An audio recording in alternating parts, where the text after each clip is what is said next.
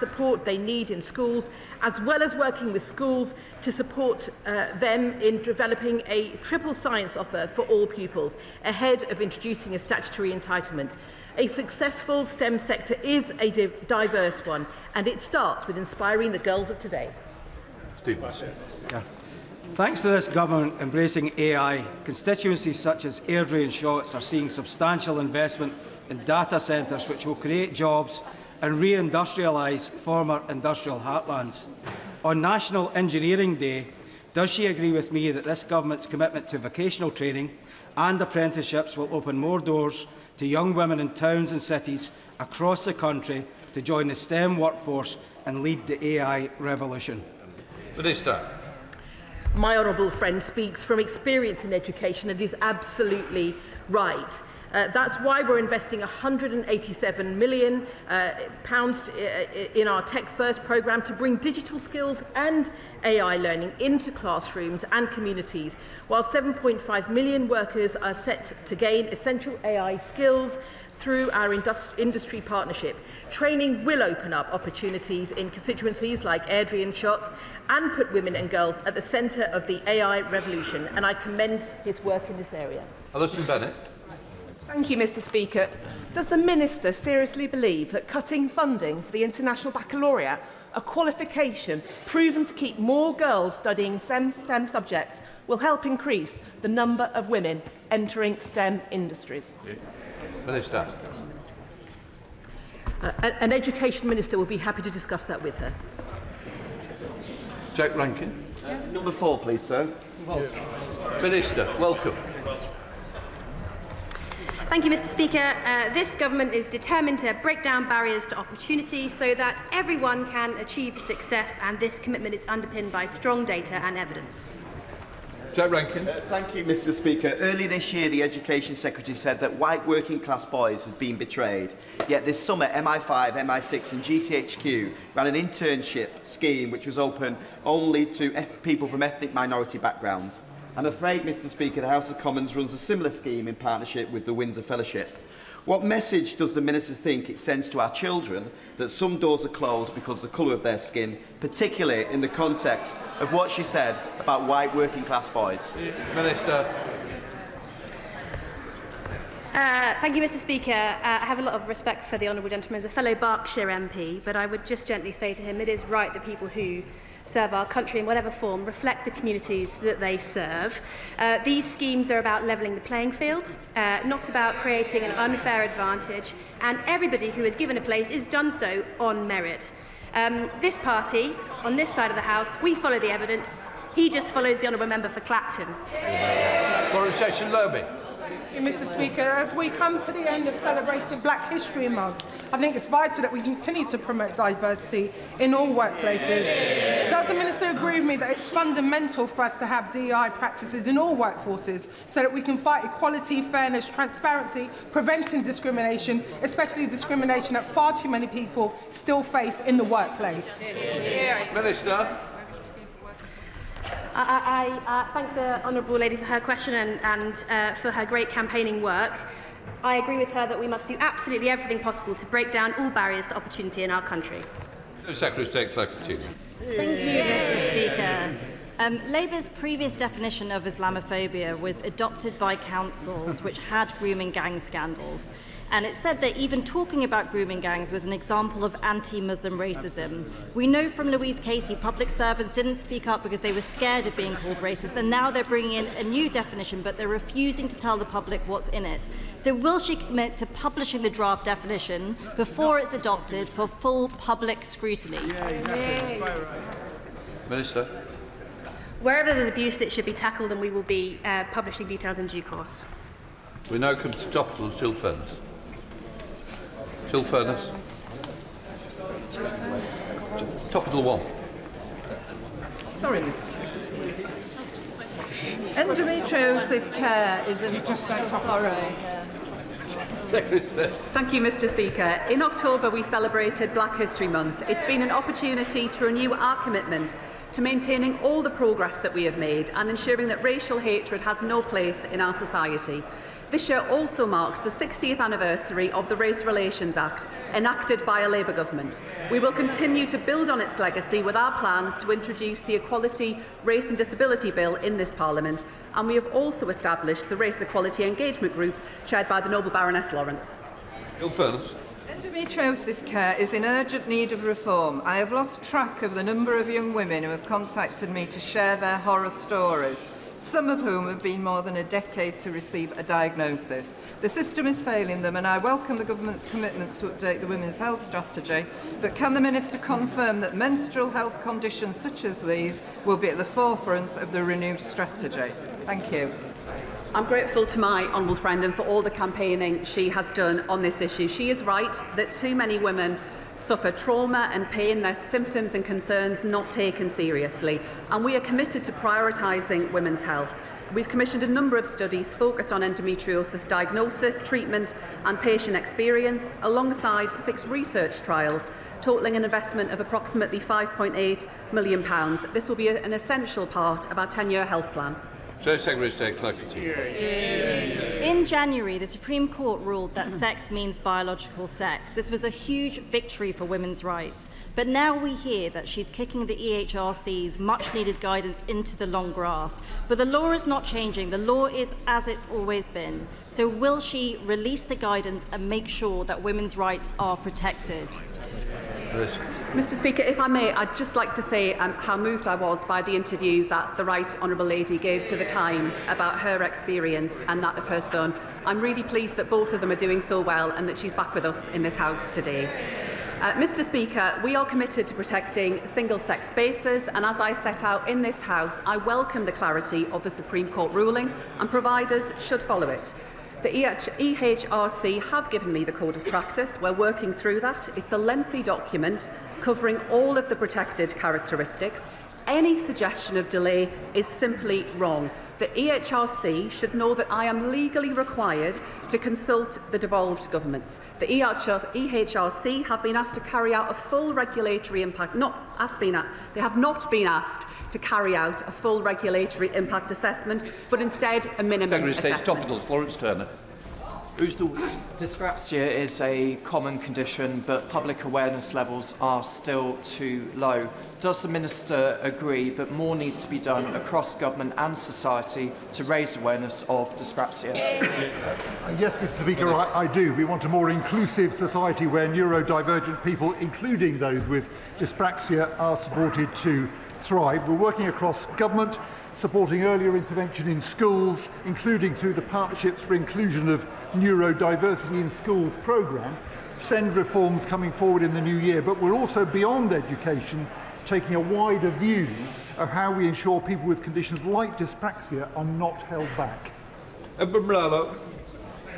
Due to the rural nature of West Dorset, SEND children face difficulty accessing education. I've got casework of a young girl with stroke whose transport was withdrawn 2 days beforehand. Will the Minister work with other departments to solve the problem of SEND children accessing education in rural areas?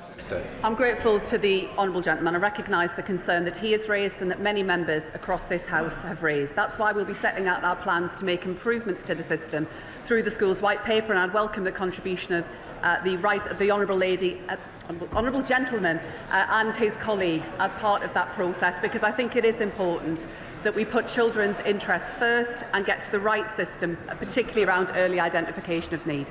Dr. Sam Knott.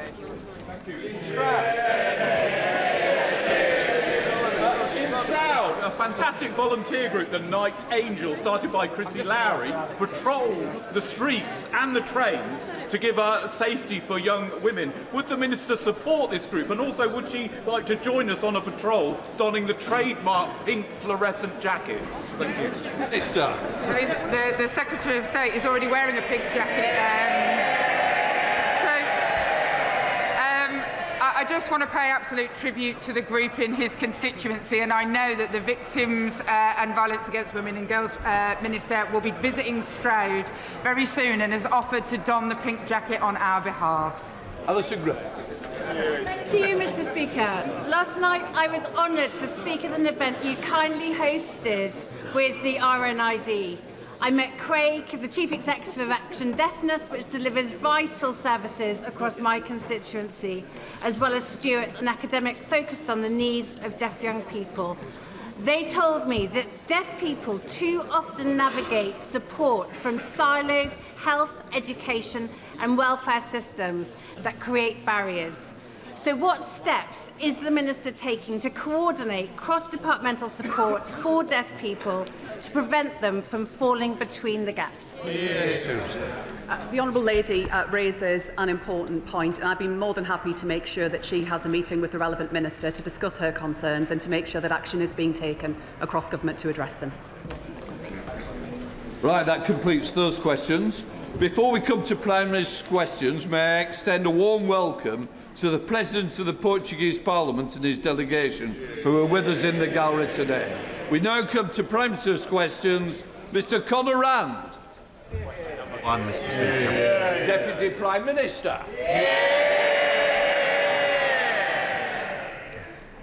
Mr Speaker, my right honourable friend, the Prime Minister, is in Brazil, attending COP30 in Belém and the Earthshot Prize alongside His Royal Highness the Prince of Wales.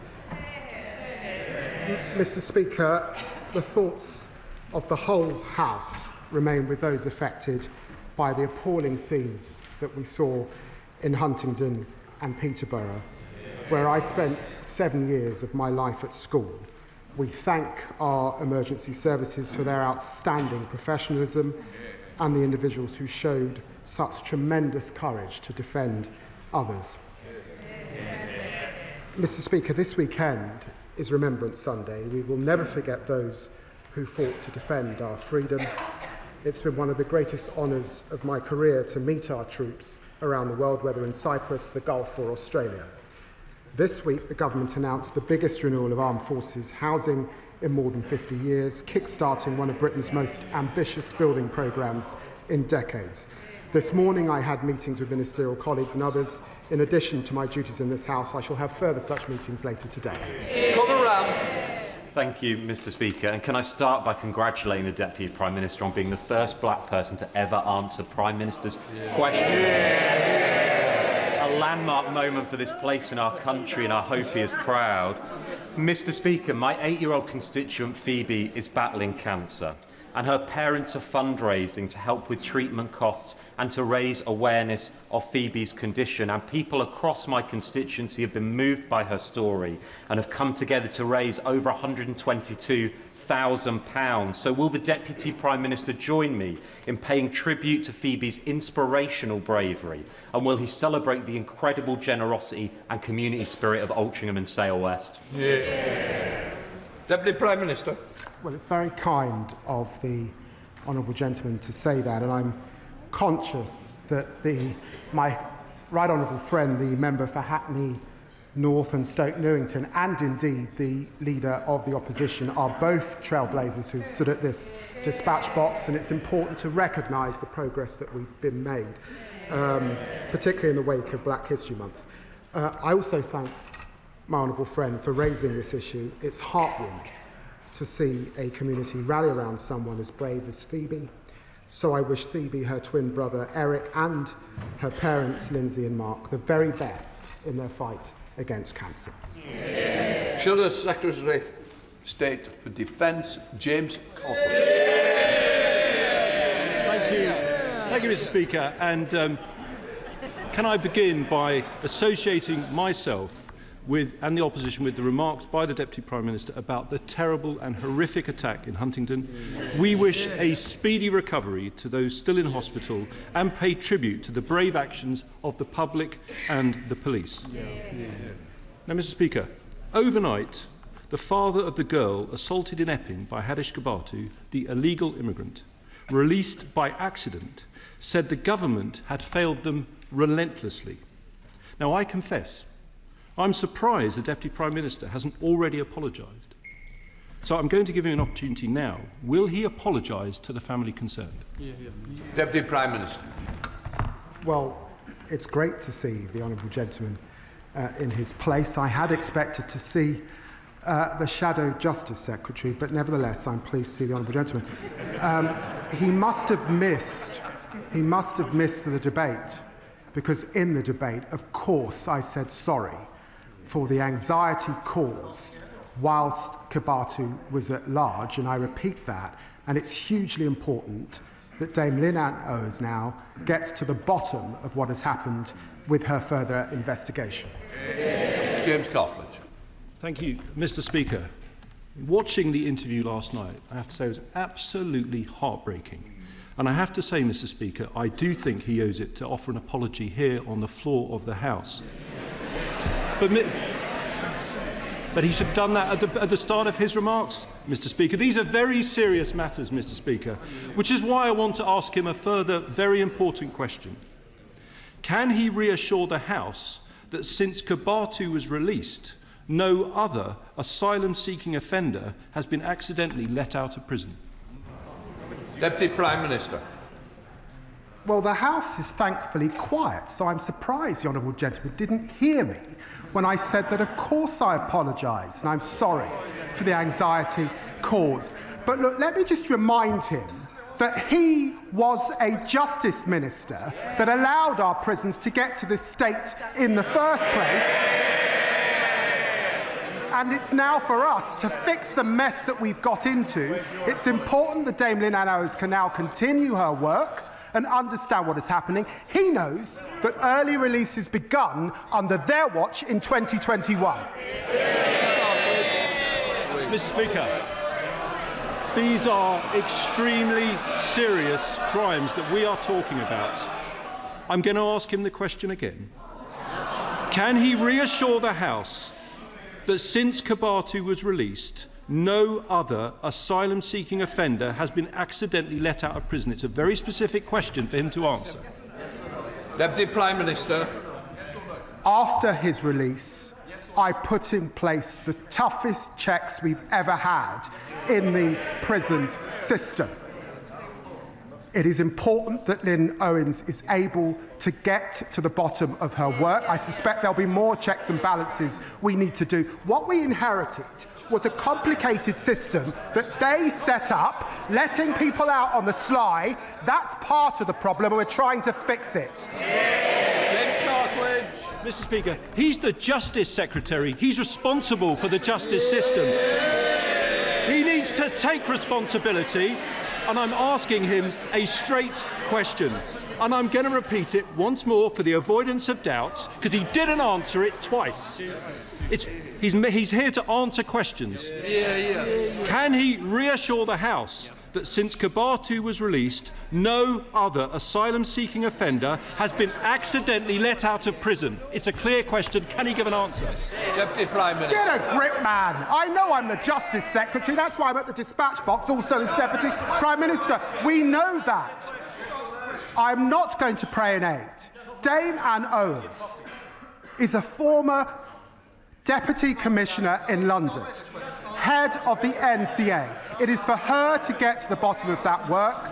Of course, we know that there have been spikes since 2021 under his watch. When did he come to this House and apologise? Thank you, Mr. Speaker. The purpose of government is to take... I want to hear both.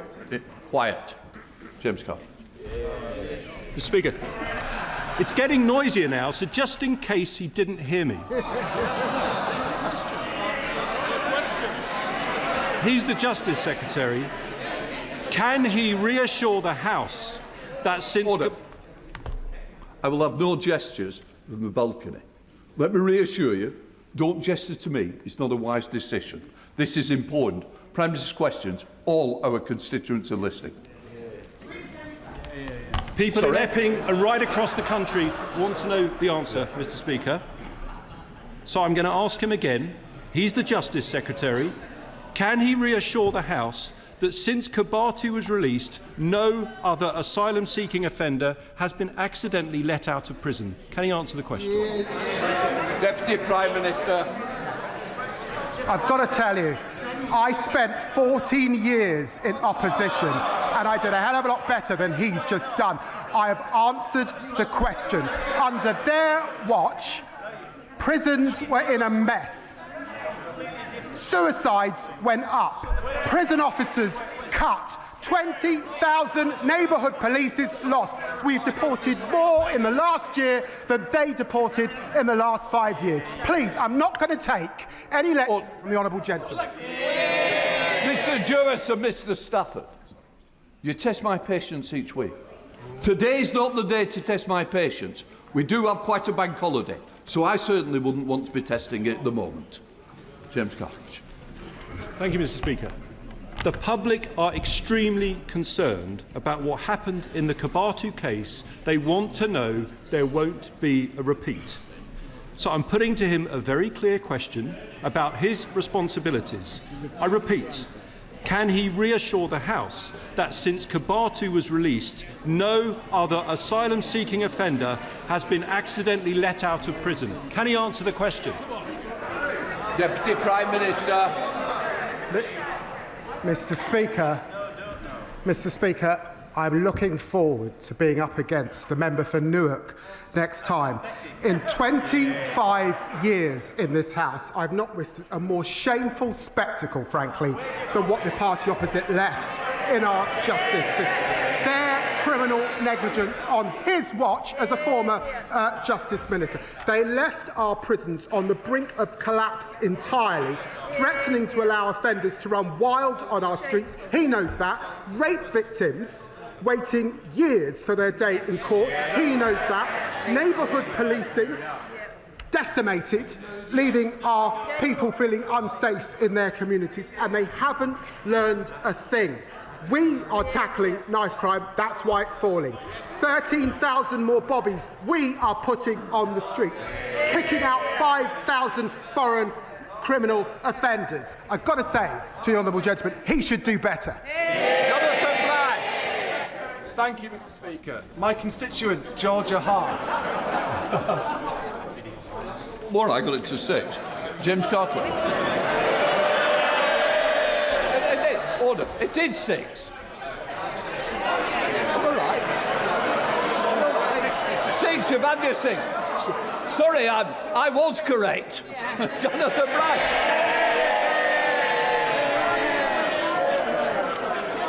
Mr. Speaker. Order. Jonathan Brash.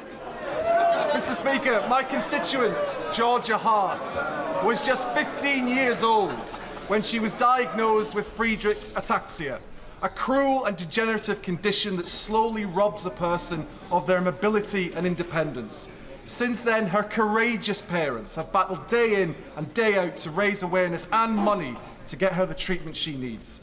There is now a drug, omavalaxolone, which has been proven to slow the progression of the disease. Yet despite this, it's been stalled by NICE, partly because the number of patients affected is judged to be above the limit for ultra-rare conditions. Georgia and those like her are being failed not because the science isn't there, not because the treatment isn't there, but because simply the numbers do not add up. Does the Deputy Prime Minister agree we cannot allow bureaucracy to stand in the way of life-changing treatment? And will he commit to ensuring that I, along with Ataxia UK, can meet the relevant minister at the earliest opportunity so that Georgia and her families do not lose more precious time? Deputy Prime Minister. Well, Mr. Speaker, like the honourable member for Braintree, it doesn't seem that the spokesman can count, let alone stand up on behalf of the public. But can I thank my honourable friend? Our NHS has a strong record in delivering new medicines for rare diseases, and that evaluation process is rightly led by NICE. As I understand, the manufacturer of the new treatment for Friedreich's ataxia has withdrawn from this process. However, the door remains open for the company to re-engage, and I'm very happy to arrange a meeting that my honourable friend is seeking more broadly to help ensure everyone gets the care they deserve while investing an additional £29 billion in the National Health Service. Daisy Cooper, Deputy Leader of the Liberal Democrats. Thank you, Mr. Speaker. On behalf of my party, can I join the Deputy Prime Minister in expressing our horror at the terrifying knife attack at the weekend and pay tribute to all those, including the emergency services, who put themselves in harm's way to protect others. And as we approach Remembrance Sunday, can I also join him in remembering all those who gave the ultimate sacrifice for our rights and our freedoms. Those rights and freedoms are now under threat in a way that we have not seen since the Second World War. Putin is waging war on our continent and interfering in democracies across Europe. The Chinese government is waging espionage against this House, and Elon Musk is inciting violence on our streets. To date, the government has failed to heed our calls for a new inquiry into Russian meddling, failed to place China on the enhanced tier of country threats, and failed to launch an MI5 investigation into the threat posed by Elon Musk. So can I ask the Deputy Prime Minister, what will it take for the government to act and protect our democracy? Deputy Prime Minister. Well, I'm very grateful to the honourable lady. Can I just remind her, as Foreign Secretary, I stood at this dispatch box and I spoke to the China audit that we said we would do in coming into government, and we did that. I did it on the same day that we published our national security strategy, and of course my defence colleague has also published the Strategic Defence Review. She looks across all three of those documents. They set this country in the best place possible to face down the threats that she rightly refers to. Daisy Cooper. Thank you, Mr. Speaker. I hope the Deputy Prime Minister in his new role will consider our calls again. But right now, families across the country are struggling with a cost of living crisis, yet the Chancellor is preparing to increase taxes. Meanwhile, because of high interest rates and arcane Treasury rules to do with quantitative easing, the big banks are making billions of pounds in windfall profits that they never expected, that they never relied on, and never had to take any risk to earn. So without asking the Deputy Prime Minister to preempt the Chancellor's budget, can I ask the Deputy Prime Minister which he thinks is fairer, taxing struggling families or taxing big banks? Deputy Prime Minister. Well, she knows we've got 80 years of convention, and it is for the Chancellor of the Exchequer to present her budget later on this month. But can I just say gently to her, it is under her government, in which they were in coalition with the Conservatives, that we saw austerity right across our country, and she will know that there are major parties proposing austerity again, and I know that the Chancellor will do everything she can to continue, as she set out yesterday, to invest in our NHS and our public services. Tristan Osborne. Thank you very much, Mr. Speaker. The leader of my local council, Kent County Council, has said that they're a shop window on Reform UK, with councillors facing criminal charges, inappropriate conduct and behaviour, a defection, 5 expulsions, a failed Doge cost-cutting drive and an authoritarian leader who shouts and swears at colleagues. Does the Deputy Prime Minister agree with me that the people of Kent deserve so much better? And how is the government going to ensure that we deliver higher standards in local government? Deputy Prime Minister. I see the honourable member for Clacton in his seat. Reform said, this may be the first time I've seen him in Prime Ministers, but Mr. Speaker, Reform said that Kent County Council would be the best advert for what a Reform government would look like. They're delivering on the chaos that they promised and on standards in public life. I say to the honourable gentleman, no, Mr. Speaker, this is serious. I used to replace the honourable gentleman on LBC, so we've known each other for many years. The disgraceful, racist language that we heard from a Reform MP last week belongs in the dark ages. And Eben Flynn. It feels like it comes around quicker every year, Mr. Speaker, because the 22nd to the 28th of November marks BBC Scam Awareness Week, and by sheer coincidence, the Chancellor has chosen that week of all weeks to deliver her budget. So given her previous broken promises on energy bills, on inflation and to businesses, can he confirm to the public that if they see something suspicious on tax at the budget, they should report it? Deputy Prime Minister. Are you usually look forward to the bombast that the honourable gentleman brings to the chamber, but as usual, the SNP will say anything to distract from their appalling record. In the week where Scotland's Health Secretary had to apologise for the state of the health service on their watch, he could have mentioned that in his question. We will see what is in the budget later on this month. Charlotte Little. Thank you, Mr. Speaker. I know the thoughts of the whole House will be with everyone affected by the Huntingdon attack, and we should praise the actions of the train's driver, Andrew Johnson, and the heroic guard, Sami Zatuni. In my mind, a worthy candidate for consideration for the George Cross, as we wish him well in his continued recovery.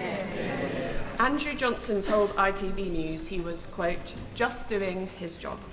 Will the Deputy Prime Minister take this opportunity from the dispatch box to recognise the importance of our railway crews, drivers and station staff and the vital role they play in keeping us all safe, from averting suicides on the rail network to dealing with antisocial behaviour and emergencies like we've seen this week? Deputy Prime Minister. Well, I'm very grateful to my honourable friend. The actions of the driver, Andrew Johnson, and the train staff member, Sami Zatuni, were nothing less than heroic. And I'm sure that the whole House would agree that some form of recognition is absolutely deserved. Our country is defined by these people working on the front line, caring for and supporting the public every single day. I'm proud to be part of a government that's fighting for them, increasing their pay, tackling the cost of living crisis and fixing the public services that we rely on. Bob Blackman. Thank you, Mr. Speaker. And on Sunday and on Tuesday, we will honour those that made the ultimate sacrifice from not only this country, but across the Commonwealth. Which is why I wear not only the poppy, but the marigold to honour the Commonwealth troops that gave their lives. But next Sunday, the week on Sunday, will be the parade at the Cenotaph by the Association of Jewish Ex-Servicemen and Women, where Jewish people will come together. Veterans, men, women and children will parade with the medals that their forefathers won during World War II and the Great War and other conflicts. So it will be particularly apposite to this year, with anti-Semitism on the rise, that a senior cabinet minister comes to that parade and lays a wreath on behalf of this House and the whole country to remember the Jewish people that gave their lives for this country so we could all be free. Deputy Prime Minister. I'm very grateful to the honourable member for his question. I bought a new suit this morning because my godmother said she would be watching. But his question brings to mind the West Indies Regiment and their contribution in 2 world wars. And I'm very grateful to the honourable member for Sunderland South for ensuring that despite wearing a new suit, I managed to put my poppy on. We wear the poppy to remember all those who fought and died for this country. They represented every walk of life, every race and every religion. My ministerial colleague, the Noble Lord Coker, will be proud to lay a wreath at the annual remembrance event at the Cenotaph to mark our enduring gratitude to generations of Jewish service personnel and veterans.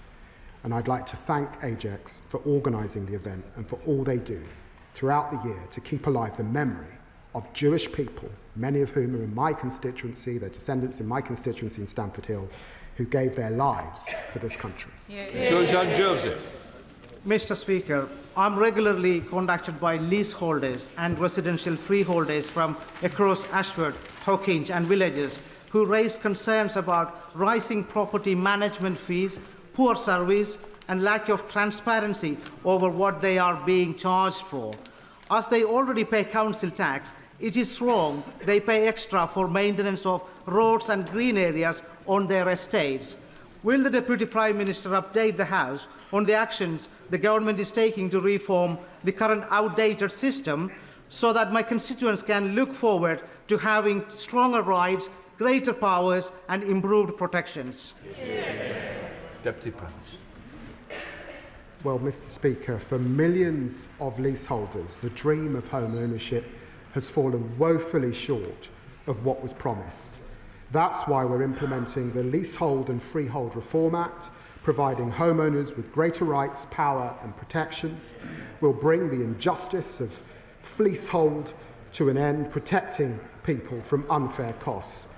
And as he knows, my honourable friend for Greenwich is going to meet the director of First Port to address serious concerns over their performance. Pete Wishaw. Thank you very much, Mr. Speaker. On Monday at the dispatch box, the Defence Secretary said the Scottish Government were a threat to national security. A charge repeated this morning by the Scottish Secretary. What he, in effect, was saying is that a democratically elected government, elected by 1.3 million Scots, possess a threat to this country. I don't know if it's something the Deputy Prime Minister will repeat at the dispatch box today, but can he tell me why democratic Scotland is a threat to national security and China is not? Deputy Prime Minister. I took a DNA test a few years ago. I'm 5% Scot. The people of Scotland are not a threat. They're not a threat to national security. It's the SNP. And their desire to get rid of nuclear deterrent is a threat to national security. You should hide his head in shame. Lee Ingham. Thank you, Mr. Speaker. It is at this time of year that many of us think of those who have served their country and continue to do so. Those like my granddad, who served in World War II and brought up my dad and my uncles in forces accommodation. Those like my nephew, currently serving, who sends me videos of accommodation riddled with black mould. So would the Deputy Speaker, the Deputy Prime Minister, welcome with me the new Defence Housing Strategy announced this week, which will guarantee the end of the scandal of unfit forces accommodation? And will he guarantee to my residents in Stafford, Eccleshall and the villages, the 500+ military families, that they will finally have accommodation fit for them? Prime Minister. Well, can I pay tribute to my honourable friend for championing our armed forces who make extraordinary sacrifices to keep our country safe. We are renewing our country, and that includes renewing our contract with those who commit the ultimate sacrifice. 4,000 military homes, that's 9 out of every 10, are going to be upgraded thanks to the $9 billion that we are investing, and of course that will include her constituency, homes fit for heroes, delivered by a Labour government. Thank you, Mr. Speaker. And can I echo the words of the member for Harrow East of how proud I am to wear the marigold alongside my poppy. Last year, Sadiq Khan was elected London Mayor with a promise to keep a police station front counter open in all 32 London boroughs 24 hours a day. Labour have just broken that promise to Londoners, as only 2 will remain. This year, the Met Police has 1,419 fewer police officers and staff, fewer people working hard to keep Londoners and our visitors safe. And in Sutton-on-Sea, we've just had our High Street police team cut from 11 to just 4 officers, inevitably leaving my constituents less safe. So does the Deputy Prime Minister agree with the Liberal Democrats and Sir Mark Rowley that a shrinking Met Police force compromises their ability to keep Londoners safe? Deputy Prime Minister.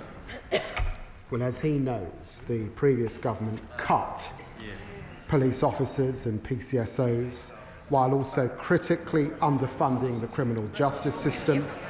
We're acting in London, funding the Met, Mr. Speaker, up to £262 million this year, and we're investing £200 million this year to put 3,000 more neighbourhood police on our streets by spring. Through our crime and policing bill, we'll also give them powers that they need, including enough tough new respect orders to tackle crime and make our streets safer. But I do just say gently to the honourable member, because he's a Liberal Democrat, they come to their feet, they ask for more funding, and then given the opportunity, they vote against the reforms that will actually grow our economy. Laura Kirk-Smith. Mr. Speaker, in Aylesbury I've been running a programme called Your Voice, Your Future to help young people engage with politics and shape the issues that matter to them. They've sent in ideas for the school curriculum review, they've advocated for better mental health support, and they've shared their fears about smartphones and social media. Will the Deputy Prime Minister join me in recognising the contributions and ideas of young people, and what more will he do to ensure that they can meaningfully engage in national policy? Deputy Prime Minister. Well, can I applaud my honourable friend. She's a passionate champion of the next generation. She will have seen my right honourable friend, the member for Sunderland South, launch her curriculum review, which will deliver high standards for every child, giving them the skills they need to thrive and boost their engagement in our democracy. And I'm proud that we'll also be giving 16 and 17-year-olds the right to vote in our UK elections to make their powerful voices heard. Mr. Speaker, burning waste is as polluting as burning coal, and we already have incinerator overcapacity. So when will this government renew the last government's pause on new incinerators? When will it end perverse deliver or pay contracts with incinerator companies? And when will it deliver an incineration tax, like the landfill tax, to encourage waste reduction, reuse and recycling? Deputy Prime Minister. The honourable gentleman is very experienced. He knows that our country's future on energy is in renewables. That's why we're investing in renewables, and he should listen carefully to what the Right Honourable Prime Minister has got to say when he gets to COP. The Chancellor will have heard his observation in terms of further taxes. He's got to wait until the end of the month to see what happens. Adam Thompson. Thank you, Mr. Speaker. Since this government has massively boosted the national minimum wage for young people, my constituents in Erewash earn far more than the £3.40 an hour I got paid in my first job just 17 years ago. What is the Deputy Prime Minister's response then to those, including the Conservatives and Reform, who claim that £10 an hour is too high a wage for young workers? And does he happen to know whether any of the Reform leaders' dozen extra jobs pay him less than £10 an hour?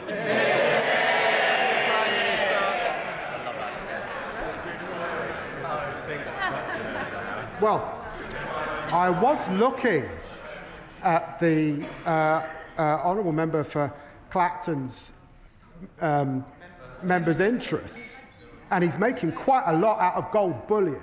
You've got to ask, why does he want to cut the minimum wage for people who are not making even 1% of what he is? The Labour Party's on the side of young people, boosting their wages and delivering the youth guarantee to help everyone realise their potential.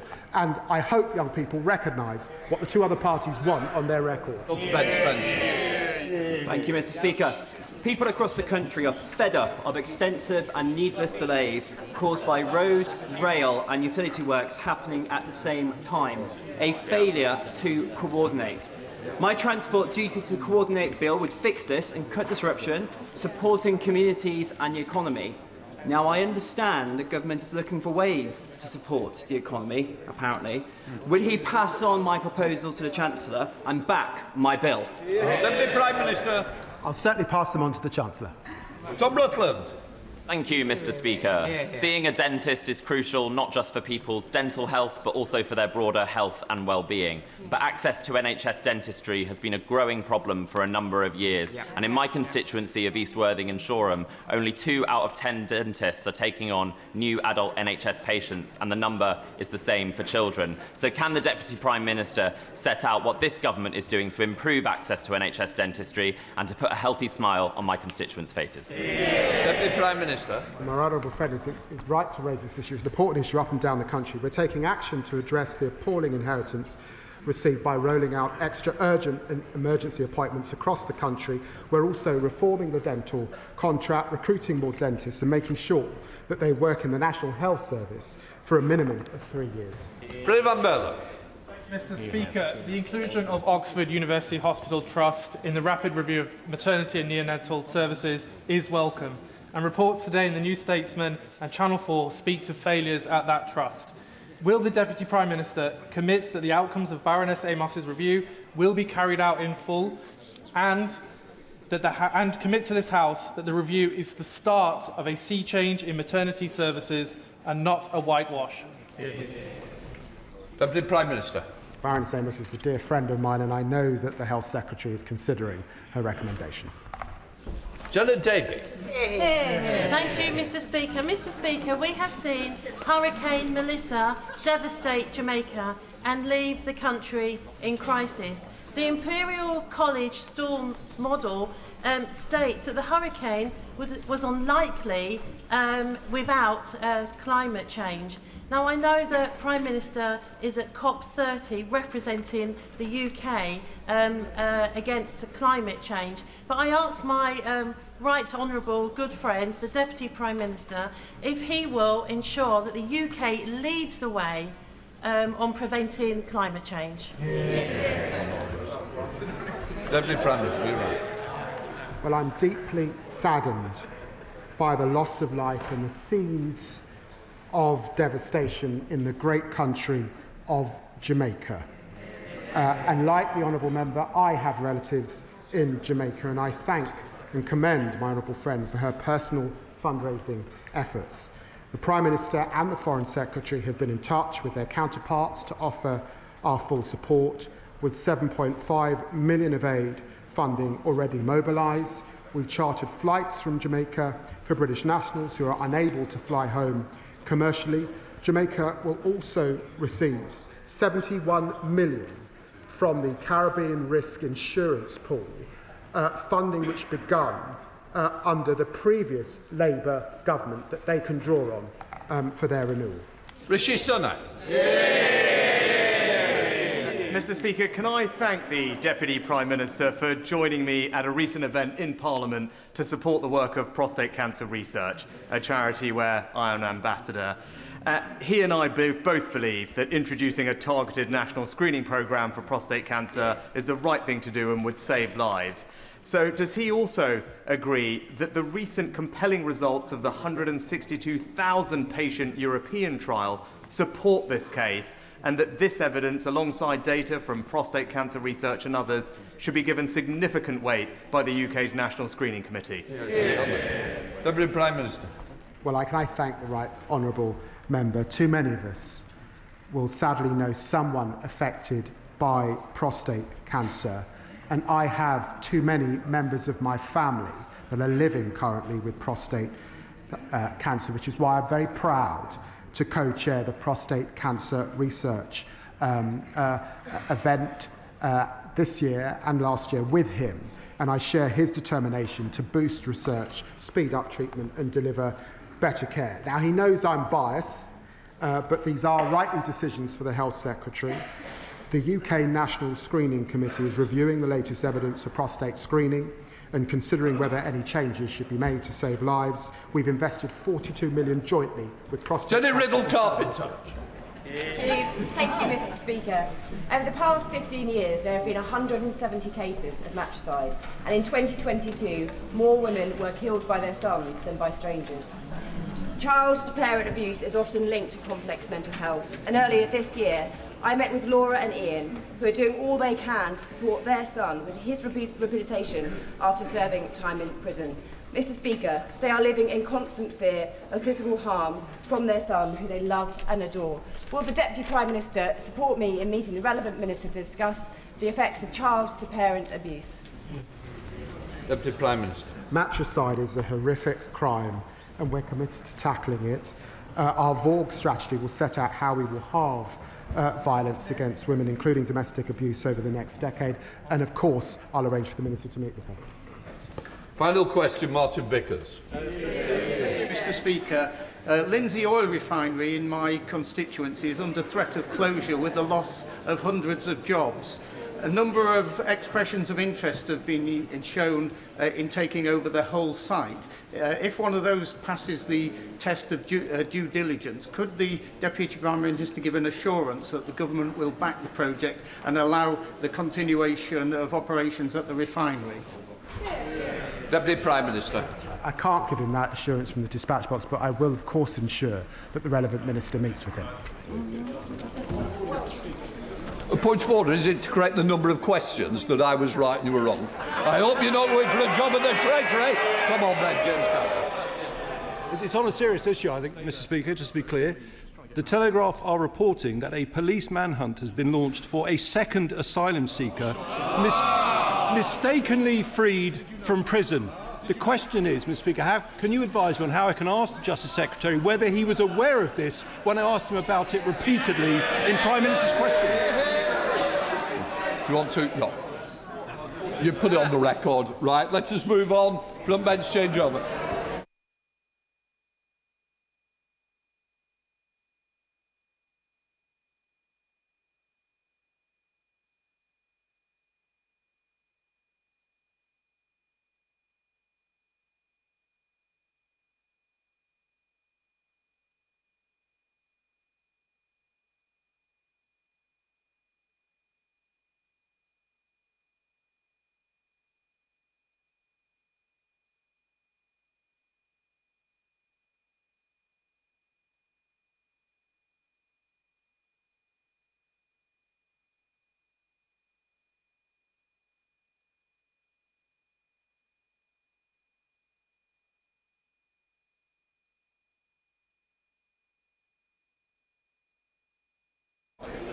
We now come to the urgent question.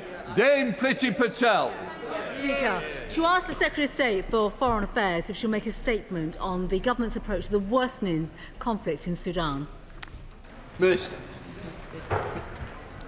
Mr. Speaker, I'm sure the whole House will join me in condemning the shocking violence against civilians in El Fasher. The latest reports, including 460 civilians being killed in a single attack, are harrowing. This is part of a pattern of appalling violence perpetrated against civilians. And it is just one element of the suffering driven by the war in Sudan, a conflict that has now created the worst humanitarian crisis on record. Over 30 million people need aid, and 12 million people have been displaced. Famine is spreading, and cholera is also now widespread, with life-saving assistance continuing to be blocked by the parties. As the Foreign Secretary said at the Manama Dialogue over the last weekend, no amount of aid can resolve a crisis of this magnitude until the guns fall silent. The world must do more. The UK is using all tools at our disposal to protect civilians, to get humanitarian aid to those in most need, and to secure a lasting ceasefire in Sudan. A year ago, the UK, along with Sierra Leone, brought a resolution to the UN Security Council. This would have brought forward concrete measures to protect civilians if it were not so cynically vetoed by Russia. 6 months ago, we brought international partners to London to host the London Sudan Conference to build consensus around strengthening humanitarian access and ending the war. On the 30th of October, we called an emergency UN Security Council session condemning the assault on El Fasher by the RSF and its devastating impact on the civilian population. We led a press statement to maintain the spotlight on the situation and pressure on the RSF to de-escalate in line with UN Security Council Resolution 2736. On Saturday, the Foreign Secretary announced a further £5 million in aid in response to the situation in Al Fasher, which will provide life-saving food and health assistance, as well as support to survivors of sexual violence. This is on top of the £23 million we've already mobilised from existing budgets through partners such as the ICRC and the Sudan Humanitarian Fund. We're providing £120 million this year to the crisis in Sudan, and both the Prime Minister and the Foreign Secretary have been clear that this funding is protected. We will keep working at every level to bring this horrific conflict to an end. Foreign Secretary, Mr. Speaker, for granting this urgent question, the atrocities of recent days, including in Al Fasher, are beyond horrifying. The suffering inflicted on the Sudanese people by this war is an affront to humanity. Red lines have been crossed in the prosecution of this conflict that cannot be allowed to stand, especially by the UK as the penholder on Sudan at the UN Security Council. Britain needs to use its influence to coordinate a robust and stronger international action to tighten the screws on the warring parties, press them into a ceasefire, and end this barbaric conflict. The government must go further and upgrade our support for those documenting evidence of these heinous crimes. So can the Minister confirm that that will happen? Will the Minister introduce more hard-hitting sanctions on the key operators and take concerted action to deter entities, individuals and businesses whose support continues to sustain this awful conflict? Are actions of this nature being coordinated with international partners? And what progress has been made to build up organic civilian political groups so that Sudan can move back to a civilian government after the ceasefire. It is essential that we have a credible day-after plan as soon as possible. On the dire humanitarian crisis, are the change in territorial positions of the warring parties having an impact on the ability to deliver aid? And if so, what is the plan to counter this? We note the announcement earlier this month, I think last week in Bahrain, of the £5 million being provided for emergency aid support for the survivors of sexual violence in Al Fasher. The whole House will recognise the importance of getting aid to them. So what can the Minister say about the delivery of this urgently needed aid, and how is that happening? What discussions has the UK Government had with the Sudan Quad in recent days? And how does the Minister define the UK's relationship with the Quad now and moving forward? Can the Minister also share his latest assessment of the region's wider ability to manage the fallout from this terrible conflict, and whether the Government has carried out an assessment of what different outcomes from this conflict would mean for the security of the Red Sea? Mr. Speaker, those carrying out the atrocities in Sudan need to know that the whole world is watching them, they can see what they are doing, and that there will be consequences. Minister. I thank the Right Honourable Lady for that important set of questions. On questions of accountability, we continue to lead the core group in Geneva. We are supporting the fact-finding mechanism of the United Nations. It is absolutely vital that work on accountability and justice continues. Those at the top of both the RSF and the Sudanese armed forces are responsible for the conduct of their forces, and they must be held accountable for the conduct of their forces. She is right, too, to raise questions about humanitarian aid. I can confirm, I'm afraid, that the shifting of the front lines is affecting aid delivery, and clearly aid is not reaching Al Fasher in the volumes that are required. The reports, including from the World Health Organization last week, of both the events in Al Fasher and the consequences for civilians are horrifying. I can confirm that both the Foreign Secretary and I in the region over the course of the weekend were in touch with many key players, including members of the Quad, the Secretary General of the Arab League, and a range of others. This is a situation of the utmost urgency, and more must be done. Chair of the Select Committee, Dame Emily Thornberry. Thank you very much, Mr. Speaker. The UN as penholder for Sudan at the Security Council has already played an important role in terms of calling an urgent Security Council meeting this week. But what the Honourable Gentleman says about Russia chimes with the experience that we had as a Select Committee when we visited New York, where we were told that it was suggested to us that the UK has held back from raising Sudan at the Security Council because of knowing that Russia was likely to veto it. So beyond direct aid funding, which I know is a priority for the Prime Minister, what can the United Kingdom do to focus the minds of the international community of the unfolding tragedy in Sudan, which has gone overlooked for far too long? Minister. I thank my right honourable friend for the question, and I know she's experienced in these issues. We continue. Questions of aid are absolutely vital, but as the Foreign Secretary has said over the weekend, simply aid is not enough in a conflict of this magnitude. We are working with all parties to try and ensure that there is a change in behaviour from the two conflict parties. They are taking steps which are not only inflicting horrific hardship and violence upon the civilians of North Darfur and wider Sudan, but also restricting that vital flow of aid, which is so important.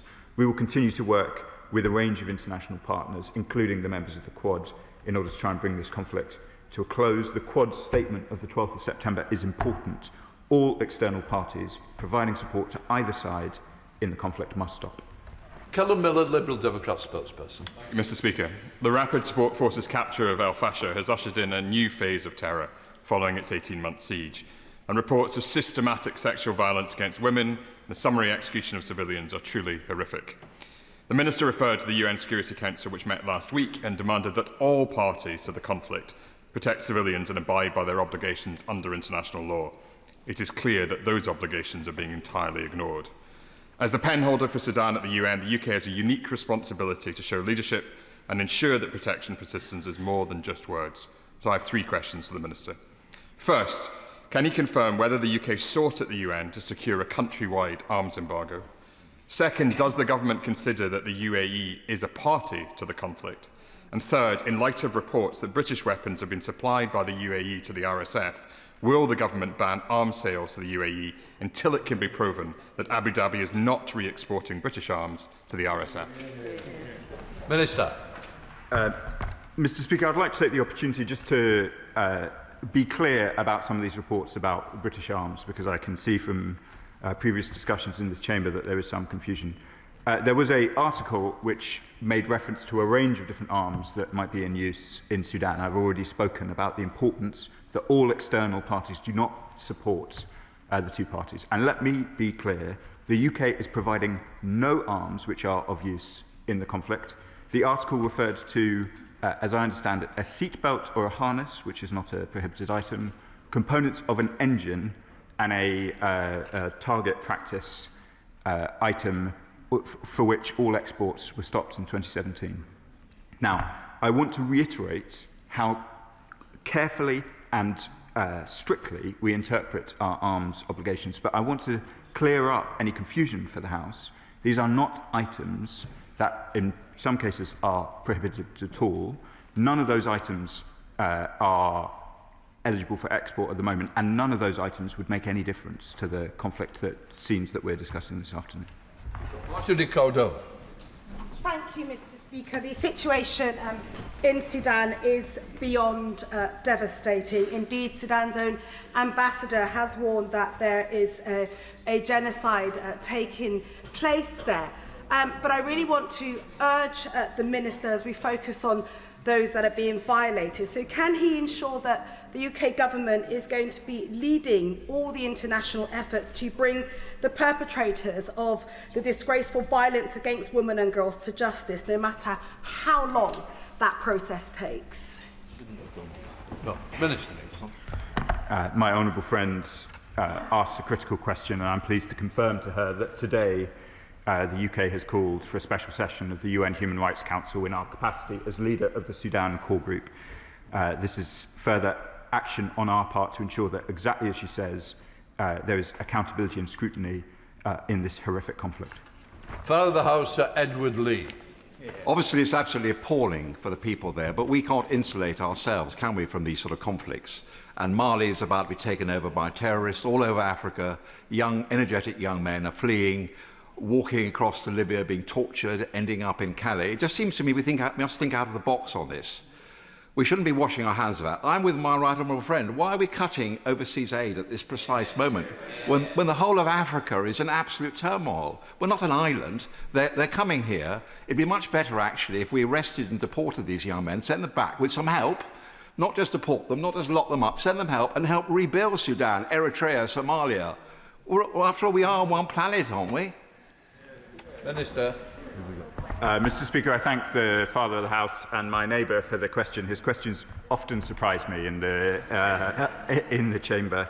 And I want to confirm to him that I'm very much alive to the issues that he describes. I was in Algiers, I think 2 weeks ago, where I met young men exactly of the profile he describes, seeking to leave Mali, getting stuck somewhere on their way to the UK. The conditions that they find themselves in are very much more brutal than what the cruel human traffickers tell them when they leave their home country, and many of them wish to return.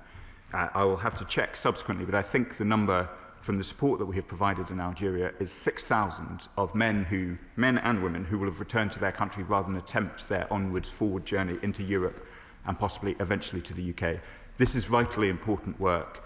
In our efforts to smash the gangs and stop the boats, we must look, as he says, right back to the places of origin, which includes some of the places we're talking about today. James Nish. Thank you, Mr. Speaker. At present, it's estimated that 11.7 million civilians have been forcibly displaced, of which 840,000 are currently in Chad, which of course has its own issues. I wondered if the Minister could update us on what support is being provided to Chad and neighbouring countries who are currently housing refugees from Sudan. Mr. Speaker, we have a programme of supporting refugees displaced in the region. As my honourable friend rightly says, there are a range of challenges for Sudan's neighbours, and the burden of refugee support falls particularly heavily, often on places with the fewest resources of their own. I'm very happy to write to him with some of the specific details about Chad, but after serving 2 years in Juba during the time of the Right Honourable Gentleman as the Secretary of State for DFID, I know what a significant impact it can have. Conflict in the region does indeed displace large numbers of people with huge pressures on the public services elsewhere. Thank you, Mr. Speaker, for granting this urgent question today and underlining the importance of this matter by allowing further discussion on Sudan in the House.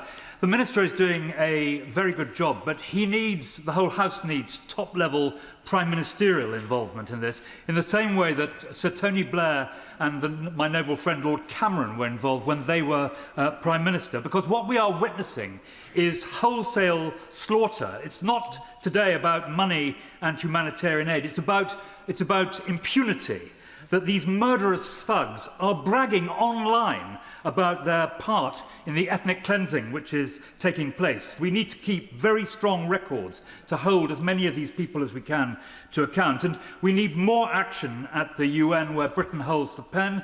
We need to demand access for an African Union UN delegation to go to El Fasher and to meet with the leaders of the RSF. And we need to prepare international sanctions to be visited on all their leaders. Minister.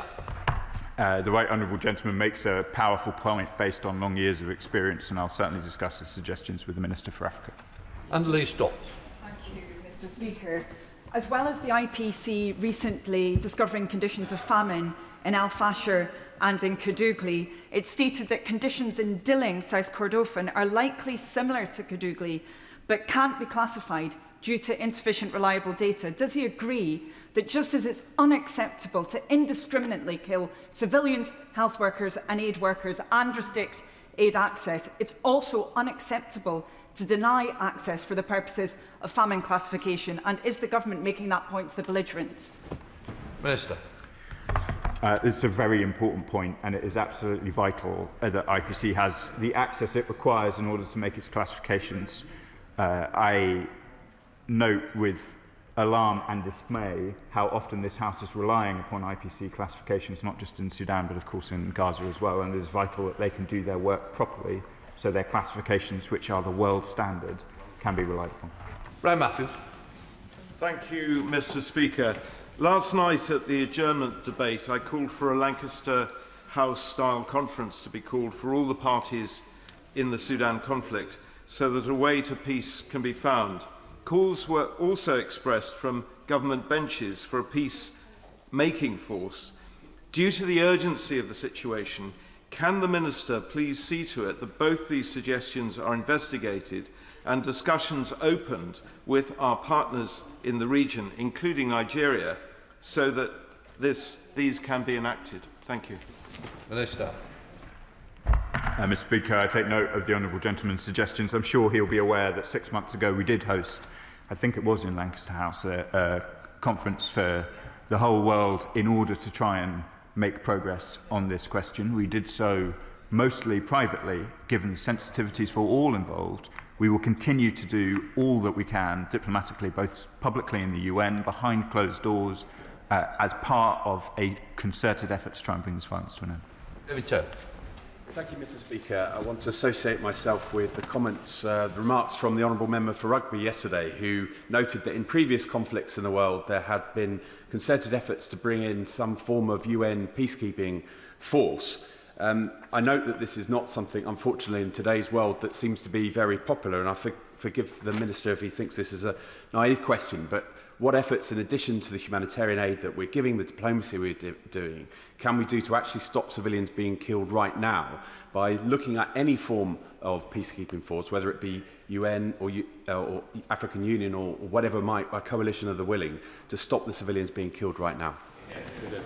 Minister. Mr. Speaker, my honourable friend asks the right set of questions.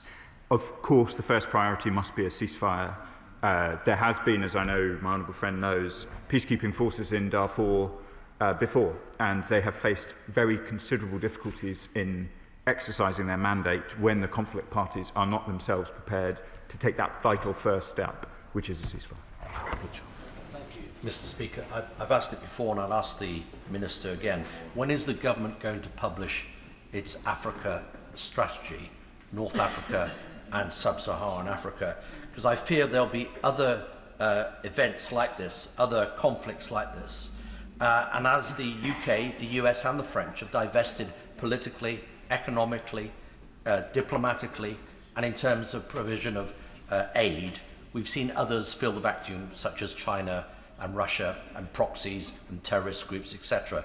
So unless the US and the UK and the French and other partners and allies get together and get back into Africa to support fragile governments, stopping them becoming failed governments, we are likely to see our adversaries advance all over Africa, including Commonwealth countries, and we're more likely to see more bloodshed, more rape, more torture, and to quote one of our UK papers, hell on earth in Sudan.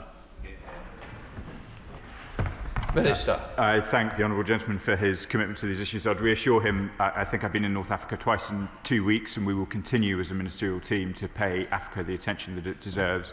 I'll have to revert to him on the question of the timetable for publishing the Africa strategy. Mr. Speaker, despite being the largest humanitarian catastrophe on the planet, despite the mass rape and slaughter of civilians, when it comes to Sudan, it feels like the world has taken a moral holiday. The atrocity in Al Fasher were entirely foreseeable. This conflict isn't new. I understand the Foreign Secretary is leading the fight to keep Sudan on the agenda and to secure accountability for the mass atrocities in Darfur. But does the Minister agree with me that it's time global leaders followed UK's example and showed the moral resolve and moral courage and the leadership needed to end this deadly assault? Minister. I thank my honourable friend for making that important point. It's one that both I and the Foreign Secretary agree with, and I'll quote the Foreign Secretary from the weekend: the world must do more. Sir Julian Lewis. I repeat the question I asked his ministerial colleague last week. Are there no other regional powers that could intervene physically to separate the warring parties? And may I put it to him that whilst it is very fortunate that, thanks to his honourable friend for Oxford East and now the Shadow Foreign Secretary and Mr Speaker, that we've been granted successive urgent questions on this in successive weeks, it would be a recognition of the anxiety felt in all parts of the House if the government would make regular ministerial statements rather than us having to rely on such applications for urgent questions. Minister. Thank you, Madam Deputy Speaker. As I'm sure the House knows, this ministerial team is very happy to return to the House on a regular basis, and Mr Speaker provides us plenty of opportunities to do so. I'll take back his comments to the responsible minister, and for reasons I'm sure he'll understand, I'll decline his invitation to comment on the regional balance of military forces. Tahir Ali. Thank you, Madam Deputy Speaker. Sudan is facing the worst humanitarian crisis in the world at the moment, with 150,000 people killed in the last 2 years, over 14 million displaced. There's two aspects to this. Humanitarian aid has to get to those that are affected, and it needs to get there urgently. And secondly, what measures will the government take to stop the murder, rape and torture of innocent civilians in Sudan? Minister. I agree very much with my honourable friend in what he says about aid access.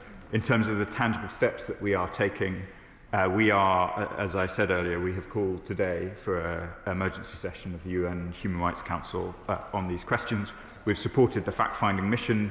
My colleague, the Minister for Africa, conducted an event in the UN General Assembly in September. The Foreign Secretary has described some of the work that she has done as well. We will keep at it as long as it takes. British-made military equipment has been found in conflict zones in Sudan. This includes Cummins engines found in armoured vehicles, which were not subject to export licensing, did not go through any checks, and were not subject to any diversion checks having been sent